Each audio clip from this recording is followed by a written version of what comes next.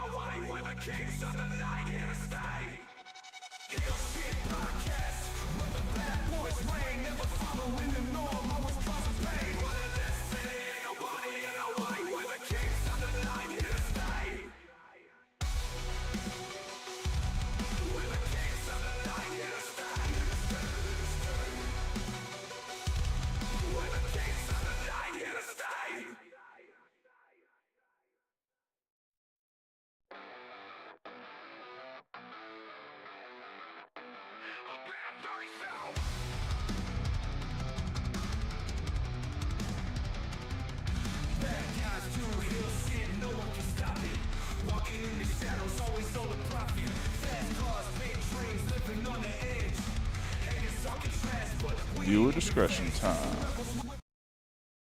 Viewer discretion is advised. What up, heel faction? Welcome back to Heel Shit. Why do we call it that? Because bad guys do heel shit. I'm Dark Cordz, that's Draven Grimes, and this... With us every Tuesday is Edgar from the Snog Wrestling Podcast. We got your news of the week here. What's happening? We got some contract news. We got some horrible booking. We got lots of things to rant about tonight. And we'll get into it right after this. Cool. Living fast, we ain't slowing down. Always ready to turn heads around. Heel shit podcast, where the bad boys reign. Never following the norm, always causing pain. Hey, what up, Sam? It's good to see you. So how's everybody doing? Isn't it great to be alive? No, it's not. Fuck. We had some god awful shit we had to watch this weekend. Yeah, it was a rather rough last 3 days of wrestling. A long 3 days of wrestling. Oh my god. I think Yeah, I'd for rather sure. I think I'd rather have to do payroll by hand while having my teeth pulled Jesus than go Christ. through that again. Yeah, How the you good do- thing is I'm not watching any wrestling today, no NXT. I might watch Dynamite tomorrow. I don't know yet, but man, I need a break. How you doing? You been okay? It's good, man. Fuck, it's always good to be here with you guys, man. So, yeah, everything's good. Awesome. Good deal. Awesome. What Happy about to you, hear. brother? I'm doing all right. Just trying to make it through. Are you as emotionally drained as we are? I am probably yes. Okay. Yes, it's been a up and down last couple weeks with work, so it's been kind of nerve-wracking. So anyway, we're here to talk wrestling. We're talking wrestling. What you got for us first, brother? Yeah, let's try to turn things around and see if we can make sense of some of the things that we saw coming out of SummerSlam. The biggest news is the Brock Lesnar return. But before we get into that, I think that it's best to start off with one of the reasons why Brock Lesnar came back was the John Cena babyface turn. How did you guys feel about how they decided to go with turning him face on Friday Night SmackDown? Is my first question. I thought it was an extremely confusing face turn. Like, very rarely do you just have some dude come out and be like, all right, I'm a good guy now. And that's exactly what John Cena did. He just came out and he was like, fuck this bad guy shit. Love me some more. That's pretty much what I got from it. I looked into it a little too much. Not gonna lie. I saw this as like a keen opportunity for once SummerSlam actually happened. He was gonna just be the most diabolical piece of shit Yep. you've ever fucking seen Yeah. to win the match. And I kept looking for it, and I kept looking for it, and I kept looking. And there was spots where I anticipated it, all the way up to when he came up through the fucking stage, looking like a badass, and not even fucking hit him with a fucking attitude adjustment. This motherfucker yeeted Cody Rhodes a good 7 feet. At least he And- chucked that motherfucker. That was a fuck you and F Yeah. you, if you will, Put some to stank Cody on Rhodes. it, yeah. Dude, that was amazing. You know how strong you gotta be to throw 220 pounds 10 feet? You talking to the guy that picked up fucking Edge and Big Show at the same fucking time and then proceeded to walk Big Show out the fucking middle of the ring and then hit him with an attitude adjustment. Yes, but this isn't that John Cena. This is a much older John Cena. I know, he finally has the knees of a 35-year-old. Yeah, no shit. Bitch. He's still unbelievably strong. Yeah. But overall, I'm not disappointed in it. I'm glad we're getting the babyface Cena back, but I've seen a lot of people like hate on the heel run. Am I in the minority that like enjoyed it? I loved it. It's What, not the it's not Cena what we- turning babyface or what? Well, no, No, his when- heel run. his entire heel run. Like, Oh, it's not what I anticipated. Obviously, if you go back and listen to Weekend Wrestling back in February when this all started, I called everything fucking wrong. But I loved it. I love the fact he basically broke up with the fucking fans and he was like that jealous fucking ex and he did everything that he had to fucking keep the title to the point he never really became the bad guy. He was just the good guy in his own story. And that was my takeaway from it. To the point of He believed he was right. Yeah, and to the point of I can kind of see when the contract signing with Cody Rhodes, when he put him through the fucking table, that was like a wake up call. It's like I don't have to be this guy anymore. Right. And for him to go from that to coming out on Friday Night SmackDown and basically saying, "Hey, yeah, no, fuck all that noise. I miss you guys. Yeah. Please, can we get back together?" Yeah. Like we broke up, we had our hoe phase, we got it out of our system, and now we want to be together once again. Yeah, and I was like when Cena first came out at SummerSlam, it still had just the black with his name on. I was like, he tried. I knew it. He wasn't. Yeah, doing we that. all knew it. And then the fucking I would have done it just color comes on. I would have done it just a hair different. And he was talking to Stu. Yeah, I know. Fucking Stu got the call. Fuck yeah. But I probably would have done a little different. Have him like walk out to the stage, like in his heel persona, and like right when the chorus is over, like just pull the fucking title around, and then all the fucking lights and the graphics come up, and that's when you get the fucking babyface John Cena. Yeah. Just milk it just a little bit. Yeah, but just like you, I was waiting for like It was there. so many times it was there. Even right at the start where they dig the fucking hug. Yeah. Like you were like, I know you. You were like looking at that face like, I want to see it. I want to fucking see Like it. I knew there was a wanna kick to the fucking see it. nuts coming. Them's your nuts. Them's your nuts. But yeah, how did you think of the face turn, Edgar?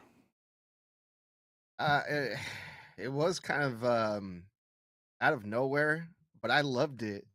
I mean, we got to see a heel John Cena, right? And we kind of already knew there's no way he's gonna go out like that. I just wasn't expecting this soon, but I'm glad we got to witness it. And it's not like it just happened out of nowhere either. There were like little hints of him turning babyface in his last couple matches Mm-hmm. where he was like about to drop the belt, or when he was gonna hit CM Punk with the belt, but he drops it. So there was hints, the signs were there. So it wasn't that big a surprise. And it was a great moment when he turned heel. They shared that beer, him and Cody. No one got stunned, surprisingly. And I'm like, okay. Um, I'm all for it, dude. I was absolutely like, I was feeling all the emotions on Friday Night SmackDown when he turned babyface. I can't hate on it, man. So here's the question: does he get 18? No. Because I felt like he lost the belt way premature. I agree with that. And I think they might give him one more championship match, Mm-hmm. but it'll be his last match. It'll be that all or nothing thing. So even if he does happen to win 18, he's never going to fucking defend it. Mm-hmm. Like he's going out as champion just like he wanted to in the end. Maybe, possibly, and at this point, fucking hopefully, because I'm tired of seeing the same fucking design, they do let John take this fucking championship home and they fucking make a new fucking design for the title. Because God knows they have all these unique fucking designs for these fucking football teams and hockey teams and colleges and shit like that. And I know you got plenty of fucking drafts of other fucking title designs from the last 30 fucking years. Oh yeah. I'm tired of seeing this fucking belt. I really am. I want them to make that custom Cody Rhodes Winged Eagle belt. Remember Dude, when that design dude, floated around? I still have it, but at this point, dude, just let him go with the Winged Eagle. Yeah. I mean, for fuck's sakes, Cody brought back the original IC title, and that became the Intercontinental title for how long? Yeah. Almost a decade? Mm-hmm. Why the fuck not? What was once old is new again. True. I just wish they Yeah, did that that belt with is the fucking world badass title. too. That's a nice belt. It is a nice belt. Yeah. So back to the Brock Lesnar thing, which fuck was yeah. what this segment started on. I fucking hate this decision, dog. I think this is so tone deaf. I can't even get myself to like understand why. The only reason why he's back is because John Cena wanted him in the retirement tour. That's been confirmed. Right. No, I But know then it was that. but then it was unconfirmed by John Cena. Oh, really? Yeah, Kayfabe, he my made a guy. comment in an interview, I think earlier today, that the report came out where John Cena said they they play the cards, or no, they deal the cards and I just play them, in regards to Triple H's comments that John Cena requested Brock Lesnar to come back. Oh, see, I So, find that could be complete and utter horseshit because it was confirmed before this retirement tour even happened. John Cena has full creative over anybody and everybody he works this tour. This was all fucking written in before. Yeah. Brock Lesnar's been on the fucking list since day fucking one. They just had to get him unbanned. Yeah, but I mean, the match will be whatever. The match is going to be shit But, unless we get like 2002 actually wrestling style Brock Lesnar and not this MMA bullshit. yeah. Yeah, I mean, and he didn't look like obviously he's still in great shape, but he looked considerably smaller from the last time we saw him. I mean, it's been 2 years since we saw him Yeah. on TV. And just like John, Brock's not a spring chicken anymore. He's getting up there in age as well. Yeah. See, 20, he's what, 45, 46 right now? Give or take? Something like that. Yeah, like, once you hit 40, like muscle mass really starts to deteriorate, like unless you're really on top of that shit. Yeah. And even though he's a fucking farm boy, at some point, Father Time catches up with you. Oh, Still yeah. insanely fucking strong. Oh, sure. Nate, Strong as an ox. yeah. But we're going to see a smaller Brock Lesnar, just like we saw a smaller John Cena. Right. Just like if, God forbid, Hunter ever decides, like, oh, I'll rip my fucking shirt off one more fucking time. You're going to see a smaller Triple H. Can he even work out? Yeah, he works out still. Does he? Yeah. Good for him. But he's not going to take the risk in working. Oh, yeah. And I don't blame him. So what do you think of all this, Edgar? oh man, I'm gonna get in trouble, but I don't care. I am so excited that Brock Lesnar's back. Now, hear me out, y'all. Before you guys get on my case, not you guys, but like the people listening, I'm looking at this from a wrestling fan's point of view, okay? I'm not a lawyer, okay? I don't know anything about the fucking, other than what we learned from reading the lawsuit. I don't know anything about politics either. You know, I'm a wrestling fan. As a wrestling fan growing up watching the WWE in the early 2000s, Brock Lesnar was a big part of my childhood. Brock Lesnar gave me a lot of great moments with people versus, matches like Eddie Guerrero and, Kurt Angle. And so it's hard for me to be mad at this because I popped when I heard Brock's music after, everything that's happened. I never thought I was going to see Brock Lesnar back in the WWE, but he's back. And I'm, I mean, I'm with it. I'm excited for this, to be honest, but that's just me. I mean, I but even from a wrestling fan's perspective, it's not like they put on classics against each other. I'm trying to think. There was the birth of Suplex City, which that whole match was just fucking German suplexes Right. and F5s. The match that it returned to in 2012 was very fucking clunky. The only decent one he had was in 2003 at Backlash against John Cena, but that's when Brock Lesnar was wrestling. Yeah. You want a good Brock Lesnar match? Make that motherfucker wrestle, even if you make him do amateur shit. This MMA thing is just, for me, it's for the birds. And I get that's the whole persona that Brock Lesnar is now. Cool, whatever. I don't fucking care about that. I want to see Brock Lesnar fucking wrestle because I know he can fucking wrestle. Yeah. I'm tired of just seeing German suplex. I'm tired of just seeing overhead belly to bellies, and I'm damn sure tired of seeing F5 after F5 after finisher, basically. That's almost in every fucking match at this point. Now, as far as from a wrestling fan's perspective, I understand that and I respect that. And to be 100% fair, innocent until proven guilty. True? Sure. So once everything comes out and we can hold court on that, so to speak, whenever that time comes, which God, I'm fucking not looking forward to that part 3. Then we can cast judgment on Brock Lesnar as whatever. But to me, if there was something there, and this is just me just thinking a little outside the box, because I'm not an attorney. I don't know dick shit about the court process, the court dues and shit like that. If there was something concrete that proved him to do something illegal, don't you think the attorneys would have released that shit to try to put a pause on this as quickly as fucking possible instead of that one little statement that got put out there's Monday? no criminal case at all. The Janelle Grant thing is a civil case. And there won't be a guilty or innocent. There'll be a liable or not liable. But it's still, I mean, his name is in there like almost 50 times. Like, it's very bad optics to have him back there right now.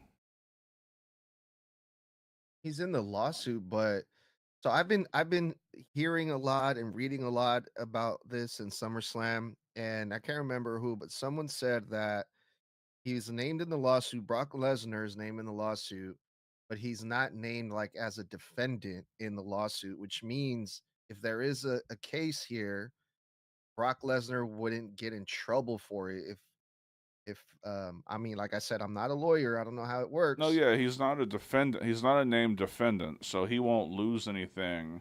But if they're able to prove up the shit that she alleges that he did, I mean, that's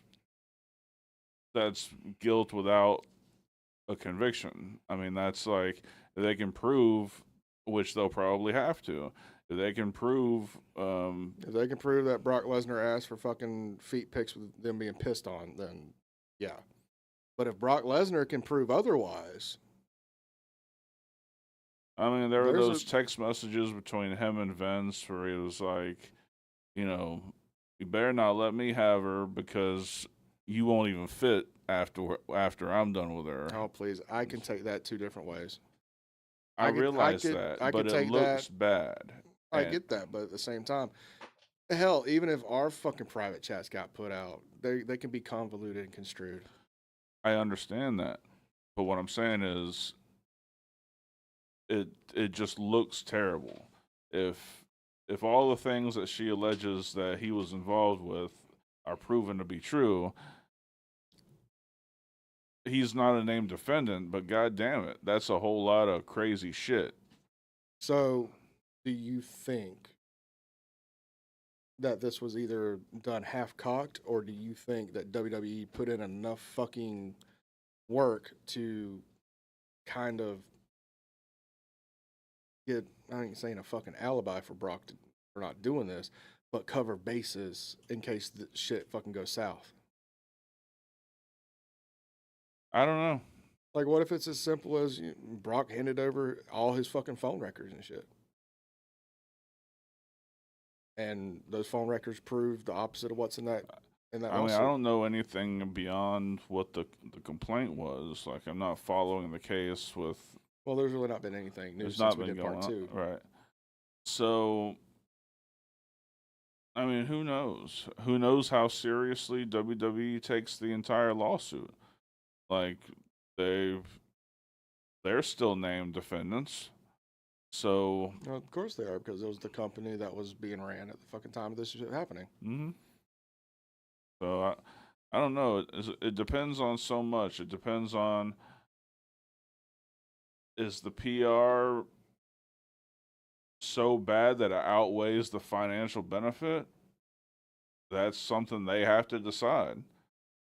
It's not something that anyone outside can decide for them. They have to say, look, they have risk management. They have all these people that are there to assess how bad certain things are going to be. And if it's a cost benefit analysis that they're happy with, they'll just do it. Well, also look at it from this point of view. Other than workers and people that work within that company, the only ones that are really going to know what the fuck happened in that lawsuit is the IWC. The IWC is a very small percentage of their overall bring in. It's the casual audience. And to the casual audience, all they thought was Brock Lesnar's been gone 2 years. Oh shit, he's fucking back. I can't wait to see this. IWC is just going to be that 1% that's just trying to ruin everything. But at this point, I mean, they're not fucking wrong. And it's very rare that they're not fucking wrong. But at the same time, I don't think it's going to hinder WWE to the point that they're going to lose money over Brock Lesnar. His merch sale is already fucking top 5 in 48 fucking hours. Yeah. I mean, he's already in demand for fucking radio shows. They want Brock Lesnar back in WWE because he's a fucking draw to the casual viewer. And that's what it boils down to, for WWE at least, is the casual viewer. Whereas AEW is more boiled down to wrestling fans. Yeah, and also too, the WWE bend over backwards for their sponsors too. I mean, I noticed even on Monday Night Raw, when they showed a clip of SummerSlam with Gunther being busted open, they changed the color to black because they didn't want to show that on Netflix on their show. And adding all these fucking ads to the ring and everything, I don't think the WWE would risk if like one of their sponsors were like, "Hey, we're not gonna be a part of this. If you bring if you bring back Brock Lesnar, then we can't be affiliated with you guys." I think if the sponsors would have a problem with it, then they wouldn't have brought him back. But clearly, I don't think that was an issue. yeah, I don't know. It's just, to me, it's like, I'm glad that they're on Peacock. Like, I wouldn't spend money on a Brock Lesnar show. Well, in all actuality, think about it from this point of view. A lot of John Cena's dates are SmackDown dates moving forward. Mm-hmm. So he's not even on Peacock, or not on Peacock. He's not even on Netflix. He's going to be on network television. Yeah. So basically, as long as USA was fucking fine with it, which obviously I'm sure they are at this point. Yeah. Also, I was talking to one of my cousins, and he texted me something really funny that I would like to read. Shout out to Tony. He says, "Now that Triple H is hanging out with Trump, sexual assault is okay again." That's just a joke, guys. It's just a joke.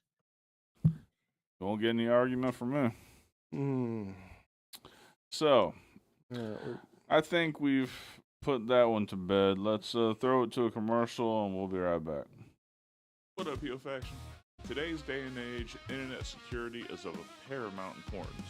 That's why today's sponsor is Surfshark VPN. Tell them about it, Draven. Dude, it's really quite simple.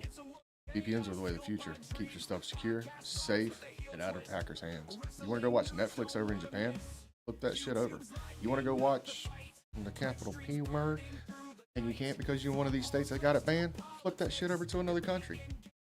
Really quite simple. Absolutely. Keeps your information safe, out of the hands of hackers.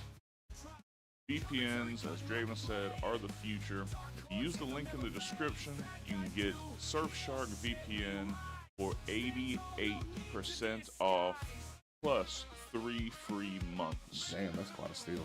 Yeah, we're talking about less than $2 per month, plus 3 free months. You sign up using the link in the description. Safe surfing, happy surfing, keep your shit safe. We'll get back to the show. All right, we are back. Want to remind everybody about the YouTube memberships. Hit that little button down there that says join. We got 2 tiers to choose from. Great perks on everything. We'd love to have you as a member. All right, what do you got next for us, Edgar? All right, let's go over the main event of night 1 of SummerSlam.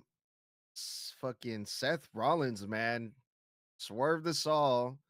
He showed up in the match between CM Punk and Gunther, and waited till the very last minute to screw Punk over after a fucking brutal match. Punk defeated Gunther, but his title reign only lasted 5 minutes. Seth Rollins cashed in, new world heavyweight champion at SummerSlam. What did you guys think about that? We got fucking played. Hmm? We got played. We got played. Yep. Got played. Am I upset about it?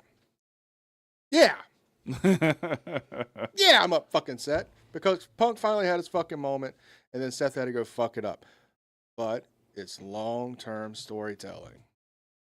This just further proves that, in my mind, CM Punk doesn't need to have the title to give the title relevancy. Makes sense? But now that his name is on the record books for being a world heavyweight champion, now we can progress this feud even further with Seth and Punk. We could probably run this motherfucker to Royal Rumble if we really wanted to. My only big issue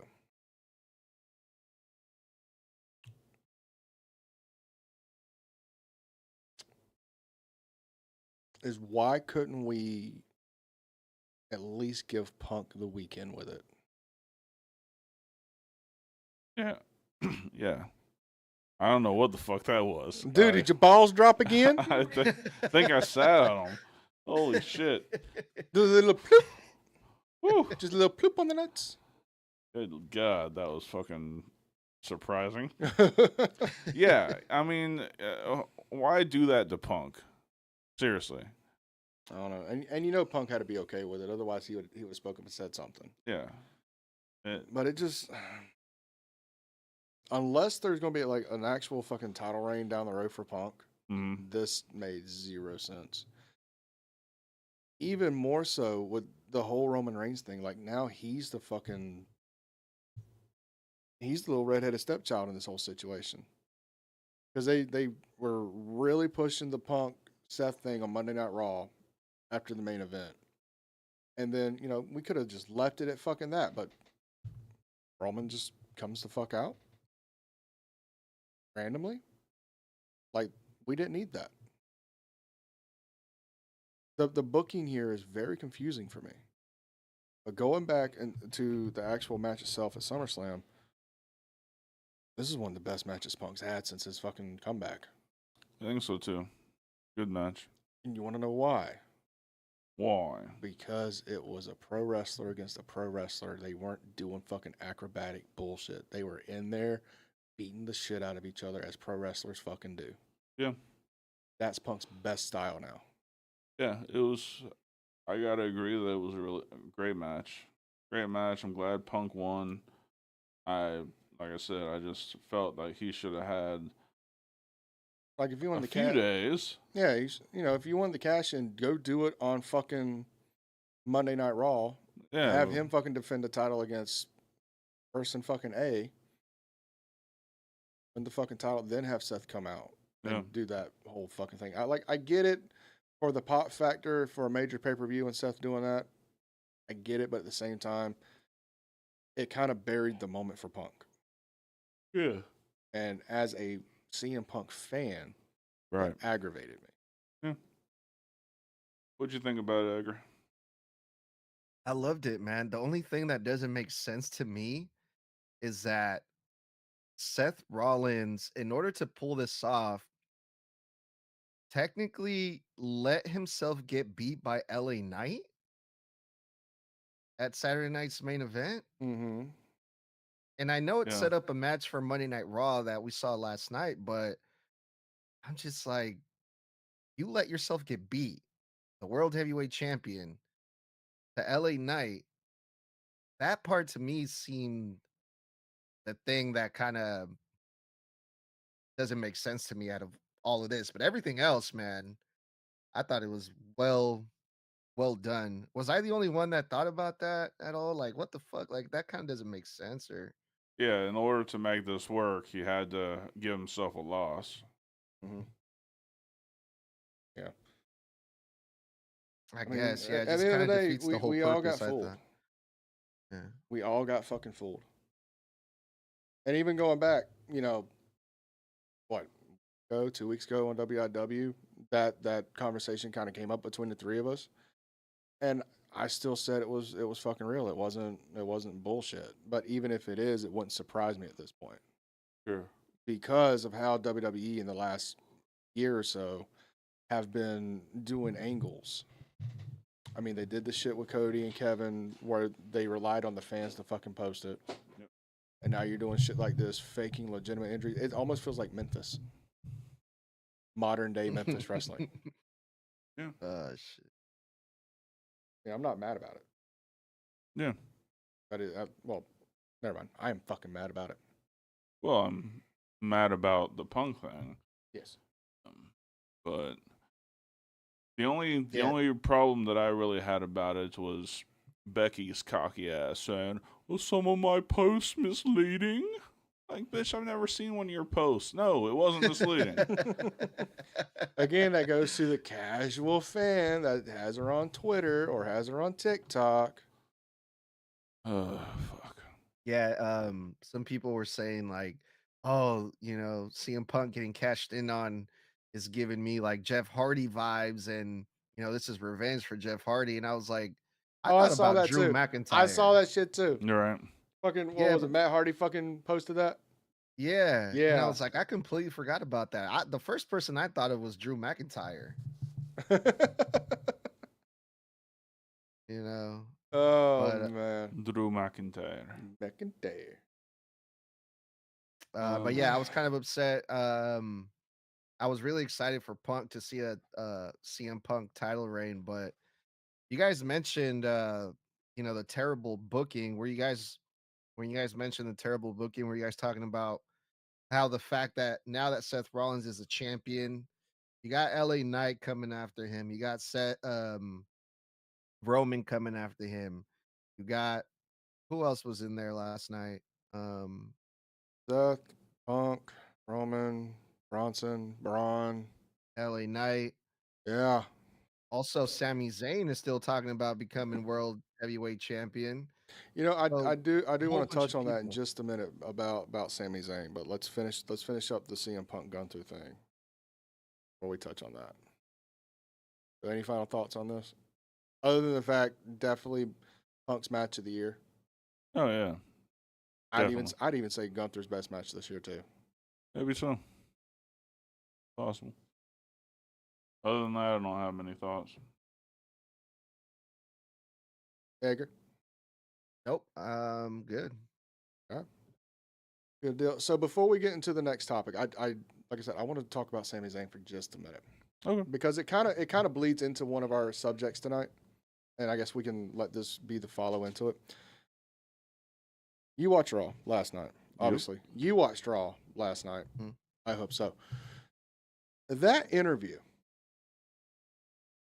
with Sami Zayn before all the shenanigans happened with fucking Rusev Sheamus part 97.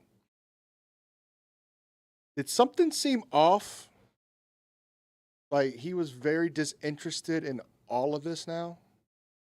And like he almost had to like force the babyface shit to come in?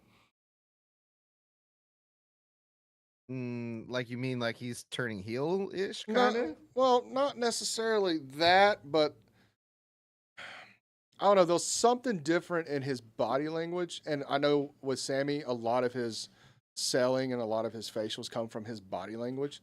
And if you go back and watch, as who did the interview? Like right offhand, do you remember? One of Was the it- females. Kathy Was it- Kelly, maybe? Was it Kathy Kelly? So when Kathy Kelly, let's just say it was, when Kathy Kelly was introducing Sami Zayn, like he just seemed very just like disinterested and like eyes down, not fucking paying attention to shit. And like he almost had like, oh fuck, I'm doing this fucking interview. And even in the beginning of it, it felt like he was very disinterested in this interview and was forcing like this usual Sami Zayn shit to come out. Yeah, I can see that. Yeah, thinking back, yeah. Maybe it's me fucking reading into this. But maybe Cross was right. I mean, it seems like that's where they're still going. But if that's the case, why haven't he fucking re-signed yet? His fucking contract's up this weekend. Yeah, so I guess that leads us into our next story. Karrion Kross and Scarlett's contract are up this weekend, and as of this afternoon, Tuesday, August 5th, 2025. they have not been offered a new contract. And I literally just checked ringside. Nothing. I think this is a fucking travesty. I think, and it hurts me to say this, but at the same time, I would be so happy if it happened. I hope his fucking contract lapse because he deserves better. AEW, here we come. I ain't saying even. I want him to do a full fucking indie run. I want him to work fucking GCW. I want him to go to fucking MLW. I want him to fucking hit the fucking roads and build his fucking equity back up to the point where it's like fucking Drew McIntyre in 2016, to where he's not calling WWE, WWE's calling him. And they bring in Killer fucking Kross. Originally, my original idea was for him to go to TNA, because that's where he had the most success in the United States as Killer Kross. But with his working relationship, it makes very little sense for that to fucking happen unless he's strictly on TNA. AEW, I don't think he's a good fit there right now. I think he definitely can be. Like, if he goes back to the big presentation, like from NXT, and I think he could fit in good. That in AEW.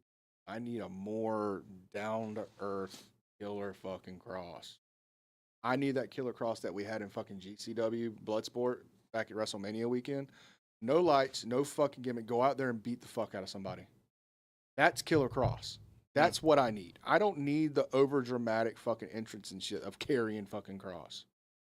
Let him go out there and be a fucking killer. Let him go out there and speak his fucking mind. That in AEW, 100% fucking behind. That in the fucking indies, 100% fucking behind. But the over-dramatic, over-choreographed fucking relying on the fucking entrance shit, yeah, no, I don't need that Kross any fucking where. Okay. So I'm kind of hoping he does get fucking released. I do. Well, if his contract runs out, there's no non-compete. Yeah, he can show up on TNA the next fucking day. Yeah. But I mean, we have until Saturday, so we still have 4 more days. So it is what it is. I've not been quiet about it. I'm a huge fucking fan of Kross. I've fully supported him. I fully backed him on everything he's fucking done, especially since his fucking release coming back. Very questionable on the fucking booking of Karrion Kross since his comeback, but he's made it very clear he's done everything he can to make chicken shit turn into chicken salad. Mm-hmm. So we'll see what happens. Yeah. I do want to touch base on this next week on WIW. Edgar, if you can go ahead and make a little note on this, whether he gets re-signed or if he doesn't get re-signed, and figure out where we're going from there. Okay. Yeah, sounds good to revisit this. Got a lot of Brock love in the comments. Maybe I'm out of touch on this. Well, like I said, to the casual viewer. Yeah. Now, Brock versus Walter, fucking finally, I'm fucking down with that. Big meaty men slapping meat. Yeah. I mean, I'll sit down and Brock watch versus Jacob Fatu. that. Well, Jacob's gonna fucking slaughter him. Yep. Know what I mean? What the fuck are you doing? Is that the hobo? Use the fucking door the right way. Elwood. He smells like Ben Gay and Tiger Bomb. What in the fuck? You have about 33 microseconds to get So your you wanna pelvic be a region pro away from me. wrestler? He's got a championship belt. Get your dick area off my fucking shoulders. Back up. That's right. Put baby in the corner. International Bilingual 3.5-day crash course. National Heavyweight Multi-Contact Wrestling School. Cost $5,000, paid in full. Wait. Pause. Are you teaching this class? Did you get in touch with Ricky Autistic? What? Whoa. Pause. What was that last line? $5,000 paid in full. What's the last four on that card number? 4777. You son of a bitch. Oh my god. The business account? How the fuck did he get a hold of the fucking business card? I don't know. Get this. Get the fuck. You're gonna work that shit off. Get out of here. Work that shit. Oh, you trained now, motherfucker? You fucking trained? All right, I got you. Good lord. $5 fucking grand. I could have sent you to fucking Hatchet Academy for $1,500 and got legitimate. Nah, I don't want to see that bullshit. I don't want to see that shit. I don't fuck. No, I don't.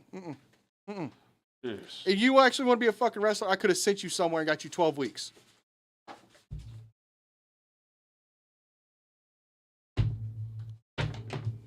Location: back of Jethro's Lumber, Auto Parts and Hair Care Shop. You went to Jeff's. He knows as much about fucking wrestling training as I do about thermonuclear science. You dipshit. Good God. $5 grand. All right, everybody hush. Dorian, thank you so much for becoming a Heel Faction Plus member. How are we going? Can we dispute that? I think we can. He better fucking pray.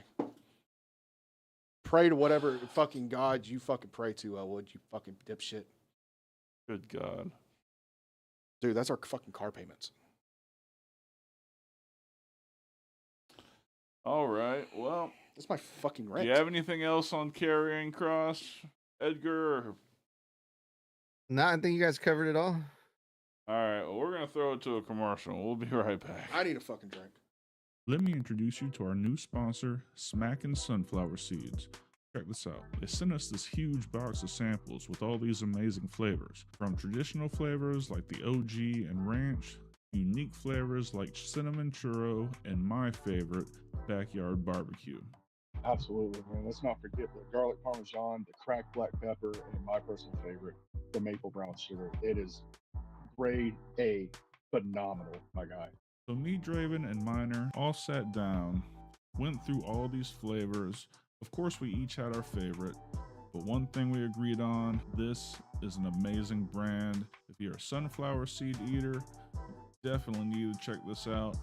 If you're not a sunflower seed eater, you still need to check these out because they got a flavor that you like without question. Miner's favorite was dill pickle.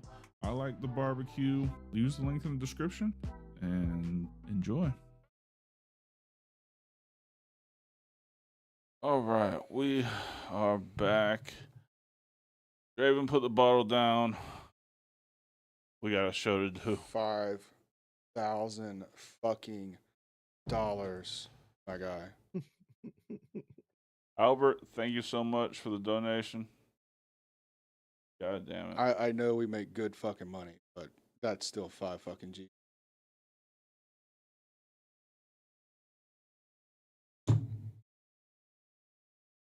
We'll get it back. Yeah, let me put this away.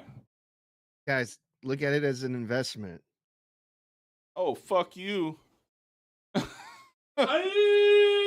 Investment, motherfucker. I could have got could him be the legitimate next wrestling main training event. from two of the greatest to ever fucking train somebody for $1,500 fucking dollars. Have him gone for 12 fucking weeks and not have it smell like fucking Ben Gay and disappointment in my fucking studio. He could be the next main event. At So he goes to WrestleMania. fucking Jeff's Hardware, who doesn't know a fucking thing about a fucking thing, and gets fucking conned out of $5 grand. There ain't no fucking grumpies for you for a long fucking time. Do not bring him your Elwood. fucking scraps. When you make it, Elwood, don't forget about me. Dishonor on you, dishonor on your family, dishonor on your fucking dog, and dishonor on your bullshit fucking champion title. Jesus. The fuck else we talk? Well, we Oh, talked the about gully just hit. Lesnar. Oh, the We gully talked hit. about Punk. We talked about Cross. The only thing that was left was terrible booking. Did we talk about terrible booking yet? Oh, we've been talking about terrible booking all fucking day, my guy. But we can continue on this show. Or we can talk about some of the results from SummerSlam. Get your thoughts on that, because You know, we can do both. We can do fucking both. all right, because I want to Fuck ask you fucking guys brand. about this match in particular. Okay. The greatest Mysterio of all time and Intercontinental Champion defeated AJ Styles, y'all. What not did you mad. guys think about my boy Dominic, huh? I'm not mad. It progressed the story. It wasn't just a one-off for the title, and it was one of the top 3 matches of the whole fucking weekend. I was kind of picturing you like screaming at your TV and like, what the fuck?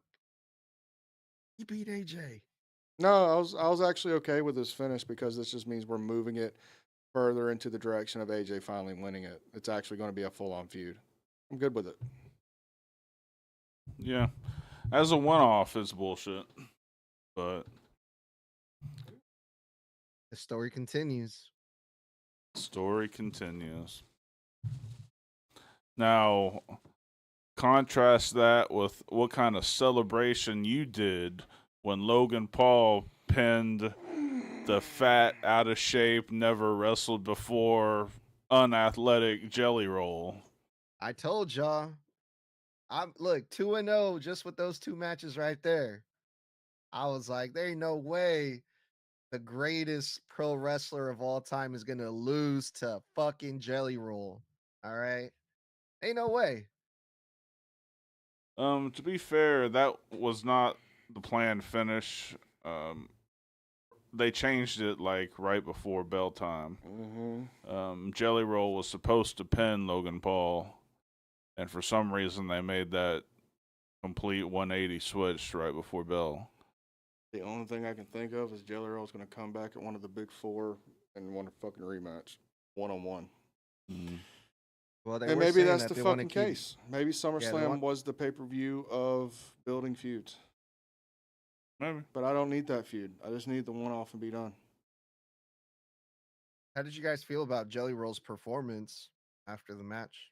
I was really impressed. About what I expected. I was impressed, one, that he took that splash off the top rope through the table. Like, I was so impressed that he was willing to do that shit. He got his little bit of shit in. He got the choke slam, and he got the black hole slam on Drew. I thought he did pretty well. Yeah, I took back all the mean shit I said about him after that match. I was like, okay, this is all right. I'm cool with this. His music is still subpar at best.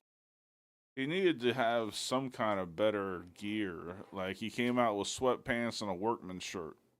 Oh, so he looked like fucking Mick Foley. Well, at least Essentially. McFoley had gear when he wrestled. Later years, Mick Foley. Bitch was in white sneakers, like $5 sweatpants, and a fucking Cactus Jack shirt. That's probably true. Ain't probably. I know it's 100% true.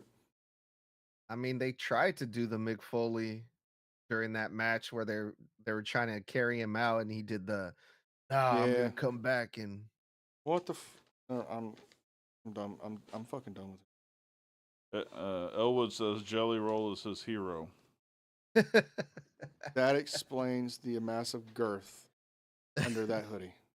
I wouldn't go that far, Elwood. He was all right. But to me, this was just another celebrity thing to have a celebrity involved to kind of bring ratings, and it worked for what it was. The wife and the kids sat down and watched it because they love Jelly Roll's music. I'm not a fan of his music. It's just not my shit. Yeah. But it drew more of a casual audience. And I think that's what WWE wants, is the casual audience. Absolutely. That's where your numbers come in. Yeah, because I heard on every country music station, every rock station, every top 20 station in our area talk about Jelly Roll being on SummerSlam that weekend on Friday. Yeah. So it was heavily promoted, at least in the Jacksonville area. They got people talking. Yeah. Bitch still stole my fucking Draven effect, though. He did. At least he did it somewhat justice. Somewhat. So, the terrible booking. Like, what really sticks out recently? God. All of night 2. With the exception of Dom and John. Yeah, night 2 was brutal, man. Night 2 was scrambled eggs that was left on the fucking burner way too fucking long. And even for a match like the TLC match, which is supposed to be scrambled eggs, it was so overly fucking done. In such a short amount of time, nothing was able to fucking breathe. Yeah. It took me out of everything. Silas, thank you for joining the heel faction. Am I the only one that feels that way, or do you probably agree with that? But Edgar, how do you feel with the TLC? The TLC was embarrassing to watch because it could have ended like 6 or 7 times with everyone standing at the top of the ladder where they can just grab it and unhook it. And they did the silly stuff that, oh, I can't grab it, but I'm actually grabbing it type thing. Yep. So that was embarrassing, but I wasn't a fan of the White Six retaining. I know they just won the thing, but I'm like, no one can take the tag titles off the White Six, not even like in a TLC match with 6 or 5 other teams involved. Now, who's gonna be able? No one's gonna be able to beat the White Six. Like they're unbeatable. Not only the 5 other teams, you had fucking shenanigans from So much damn near everybody shenanigans. on the mid card. So much shenanigans. You had Rowan get involved. You had Bo get involved. You had Candice LeRae going through a fucking ladder. Hello. God damn it, she took that shit. I have respect for her now. Dude, I told you, she works like a man. Remember, she did all those matches with the Young Bucks in PWG. You can fucking go. Yeah. But this match, too much with too little time. Nothing was able to fucking breathe. Nothing meant a fucking thing. Like all those table spots, after that, you should have had at least 2 minutes of people being fucking down. Let that shit fucking breathe. Not fucking 45 seconds in, we're going right into the next spot in the ring. It was fucking shit. It was fucking all over the place, man. Like the camera people couldn't keep up. They were getting into the way. There was just way too much shit going on. Some unnecessary fucking bullshit spots. It was bullshit. Like there's no reason for that 4-stack table gimmick. It was all Michael, thank you so much. And also, Michael, real quick, we already covered the Kross thing. No new details as of yet. But let's be honest, if it wasn't for the fact of the main event on night fucking 2, I would have turned that shit off at TLC and not given a shit about the rest of that show. Yeah, I mean, there was only they're lucky that the main event was as good as it was. Yeah. Otherwise, I'd have been pissed. I sat there and watched the whole thing. And to me, I think the main event of night 2 blew me away. It was more than what I expected. Yeah. What else was on night 2? Right offhand, I can't remember right off fucking hand. Triple threat match with Naomi, Rhea, and Io. Oh fuck me. That's all I gotta say about that one. That's just made no sense. The entire match built up to where it looks like Rhea's gonna fucking win it just for Naomi to fucking crawl through. Like, I don't need that replayed again. That's how she got the fucking title and shit in the first place. Yep. So, according to the people in our comment sections, this was a way to protect Rhea and Io Sky because it was a surprise roll up. And that this is supposed to lead to another match with Rhea versus Naomi. But they just announced Io and fucking Naomi for Raw next week. Last night on fucking Raw. To me, and we talked about this when we did the Booker's table. Go find it. I'm tired of seeing Rhea in the title picture right now. Yeah. If you want to have her go after a fucking title, she just needs to stop with the world title and go after the IC title. Because here lately, the IC title has more relevance than the fucking world title. Yeah. I mean, I wouldn't be sad to see her with the IC belt. The problem is, I'm tired of seeing her get opportunities that she loses. Like, she's been in every. I think she's been in every women's world title match for the past 5 or 6 months. Yeah. Since winning the title back in what, January? Yeah. So, and she just keeps losing and losing and losing. It's like, either win the goddamn thing or give somebody else some shine. Yeah. Because you've already established that Io has your fucking number. If that's the case, cool. Let that shit fucking cool down. Mm-hmm. At this point, you're burning it. Another fucking match that was very fucking convoluted was the IC fucking title match with Becky and Lyra. Yes. That was just dog shit. Oh my god. Yeah, It you was, too? It was bad. Yeah, dude. Like, such horrible shit. And it came back to what the fuck is going on here? No stories being fucking told. This felt like I was watching backyard wrestling again. A little bit. Yeah, dude, we went in on that match on our review. It was brutal. And I don't mean that in a good way. No. Pretty embarrassing, dude. I don't know what else to say, but And then the fucking mistiming and the miscues of certain spots, especially the spot with the crowbar and Bailey. Yes. That fucking killed it. How long do you have to have the fucking backswing on? Oh, don't you know she was just fucking powering that motherfucker up, and when she fucking lets it go, you're gonna see fire come off that crowbar. Don't you fucking know? Kayfabe, bitch. Mm-hmm. Stupid shit. Oh, what else was on that card? I think we pretty much covered all of night 2. Lewis, thank you so much. Overall, night 1 to me was better than fucking night 2. Oh yeah, night 1 was better. night 1 was a lot better. Yeah, but what about the cage match, Solo and Jacob? Even that just fell off, dude. It was. It was like, it was short as shit. It was like 10 minutes. If that. And you had more shenanigans. Yeah. We didn't need the shenanigans. That was the whole point of the fucking cage. And I fucking hate how WWE does cage matches. If you could just walk out the motherfucking door, it's not a cage match. All right? Keep your ass in there and fight to a finish. I hate being able to just walk out the door and thinking that it's good. Fucking, it was dog shit, dude. Like, they deserve better than that.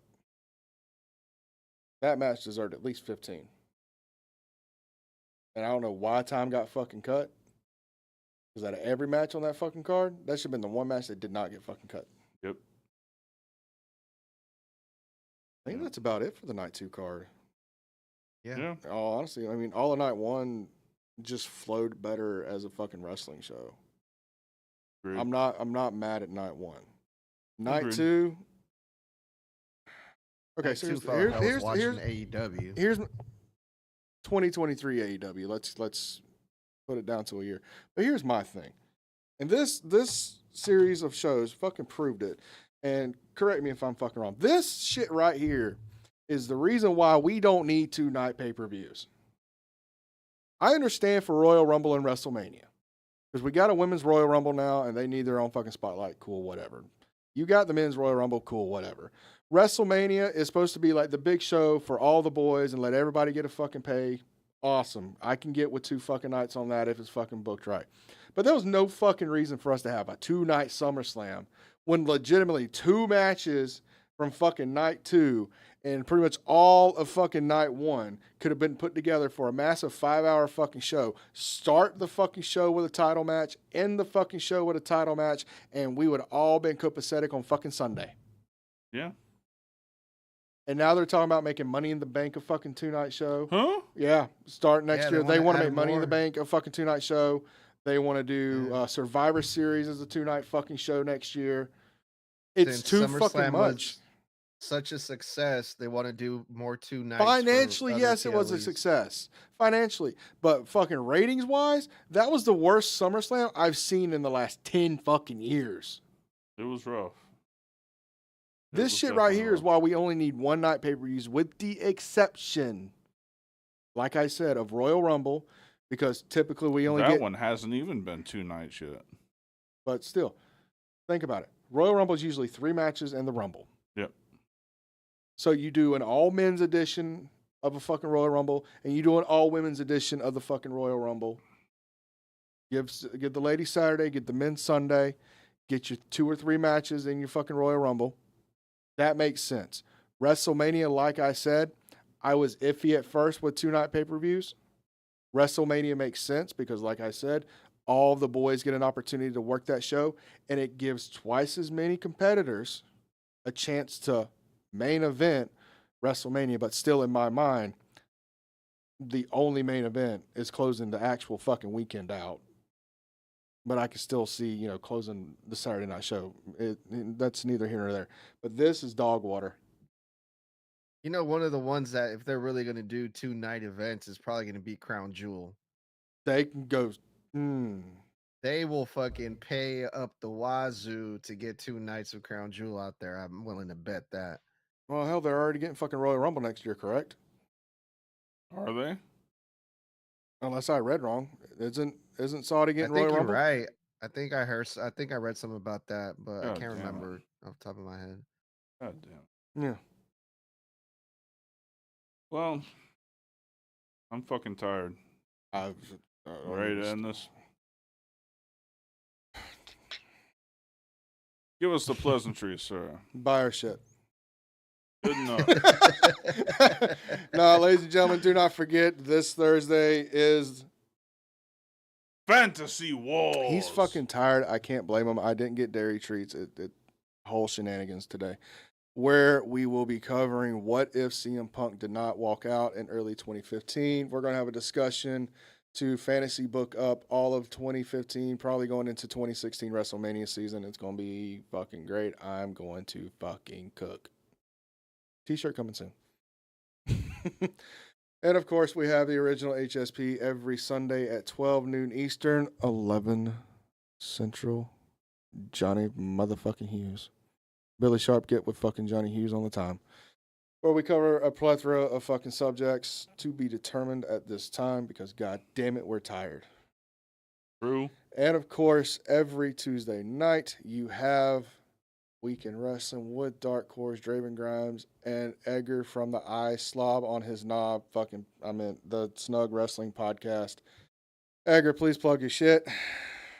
Hit me up at Snug Wrestling. We got a lot of content for you guys, from memes to views to reaction videos to interviews coming up pretty soon, and predictions and all kinds of shit. So at Snug Wrestling. Yes, sir. Yes, sir. And also make sure you look out for the Booker's Table. It's our brand new podcast we've just put out. Dark, please explain what the Booker's Table is and where they can find it. Yeah, if you look on search on Apple Podcasts, Spotify, wherever you get your podcast from, just look up the Booker's Table. We take the weekly television shows and we break down our segment by segment. Tomorrow we will be releasing our breakdown for hour 1 of Raw from this week. The next day we'll be dropping hour 2 in the overrun. But we take every segment, we break it down, the good, the bad, the ugly, what we liked, what Mostly they should bad. have done different. And yeah, great show. Check it out. Yep, make sure you check that out. Make sure you follow us on all the social medias at Heel Shit Podcast. I don't even want to fucking go through them. There's so fucking many. Don't go through them. I'm not- Everything at Heel Shit Podcast. Even AOL Messenger, fuck it. Maybe. More than likely. Dark is getting back into the smoke signals. It's fucking, he's rusty as fuck. Let's call it what it is. And last but not least, do not forget the merch. The merch. It's Fucking gorgeous. Beautiful. As always, you can get your Heel Shit Podcast merchandise down here in the Streamlabs merch site below, as well as Forbidden Kingdom, Dark Horse, Draven Grimes, Rip Ruiz, the Fuck Logan Paul shirt, and the uncensored and the censored ones for little snowflakes like Lil Edgar here who can't walk around his house with the word fuck on his shirt. We gotta fix that. Gotta fix that. We're gonna fix that, as well as the last time tonight. We're gonna say it. The YouTube premium memberships, $1.99 gets you fucking almost everything. Get you a merch site at cost. We don't even get that unless we're premium members as well. You get the emojis. You get the members only video. We have the $4.99 tier for the Zoom call, for the follow backs on social medias and stuff like that. And I think possibly, hold on, make sure, maybe, possibly. I feel like I'm missing something.